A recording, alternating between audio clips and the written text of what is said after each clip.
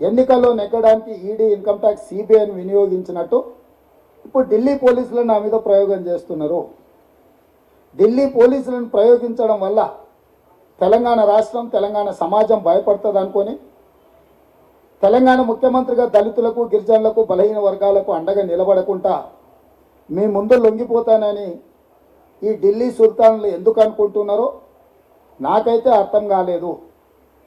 ఈరోజు ఈ బాధ్యత, ఈ హోదా, ఈ దళితులు, గిరిజనులు, బలహీన వర్గాలు, మైనారిటీలు మాకు ఇస్తే వచ్చిన హోదా, ఈ హోదా ఖచ్చితంగా రిజర్వేషన్లను కాపాడడానికి భారతీయ జనతా పార్టీ చేపడుతున్న కుట్రను తిప్పికొట్టడానికి తప్పకుండా ఈ బాధ్యతను నేను ఉపయోగిస్తా.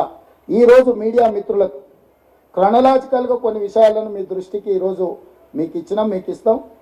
2000 సంవత్సరంలో ఫిబ్రవరి 22, 2000 సంవత్సరంలో భారతీయ జనతా పార్టీ నేతృత్వంలో ఉన్న ఎన్డీఏ ప్రభుత్వం అటల్ బిహారీ వాజ్పేయి గారు ప్రధానమంత్రిగా గెజిట్ నోటిఫికేషన్ విడుదల చేసిండ్రు. ఈ గెజిట్ నోటిఫికేషన్లో ఒక పారాగ్రాఫ్ నేను చదివి వినిపిస్తాను.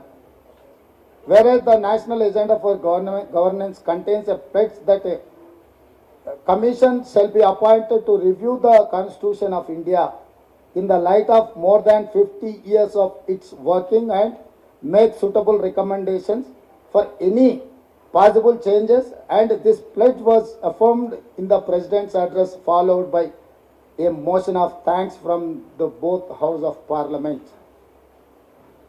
స్పష్టంగా ఉభయ సభలను ఉద్దేశించి ఆనాటి రాష్ట్రపతి కేఆర్ నారాయణన్ గారు మాట్లాడిన ప్రసంగం తర్వాత మేము ఒక కమిషన్ అపాయింట్ చేస్తున్నాము అని గెజిట్ నోటిఫికేషన్. ఈ గెజిట్ నోటిఫికేషను మీలాగా ఫేక్ వీడియోలను, ఫేక్ లేకపోతే ఆధారాలను సృష్టించలేదు. గవర్నమెంట్ ఆఫ్ ఇండియా దగ్గర పార్లమెంట్లో ఈ గెజిట్ నోటిఫికేషన్ ఉంటుంది. దీని తర్వాత ఈ గెజిట్ నోటిఫికేషనే ప్రధానమైన ఆధారం. మీ రాజ్యాంగాన్ని మార్చాలనుకుంటున్నారు. ఈ రాజ్యాంగం మార్చడానికి దీని తర్వాత జస్టిస్ వెంకటాచలయ కమిషన్ చైర్మన్గా వారితో పాటు 10 మంది సభ్యులు, మన ప్రాంతానికి సంబంధించిన నాకు తెలిసి జస్టిస్ జీవన్ రెడ్డి గారు కూడా ఇందులో సభ్యులు. వీరే గారు ప్రతిభా భారతి గారు తండ్రి, వారు కూడా ఈ 10 మందిలో ఒకరని నేను భావిస్తున్నా. వాటి వివరాలు మీడియా మిత్రులు ఒకసారి సేకరించాలి. వాళ్ళు 2002లో స్పష్టమైన నివేదిక ఇచ్చిండ్రు ఆనాటి ప్రభుత్వానికి. 2000 సంవత్సరంలో కమిషన్ అపాయింట్ చేస్తే 2002లో రాజ్యాంగాన్ని ఏ విధంగా సవరించాలి, ఏమేమి సవరించాలి, మిగతా విషయాలకు సంబంధించి నివేదిక ఇచ్చిండ్రు. ఇప్పుడు ఆ నివేదిక అందుబాటులో లేదు.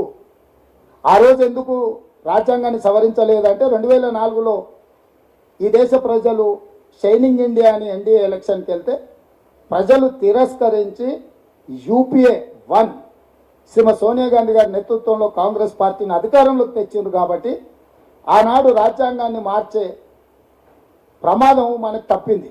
ఆ తర్వాత 1-2 ఆర్ఎస్ఎస్ మూలాలున్న, ఆర్ఎస్ఎస్ బాధ్యులైన వాళ్ళు ఇచ్చిన స్టేట్మెంట్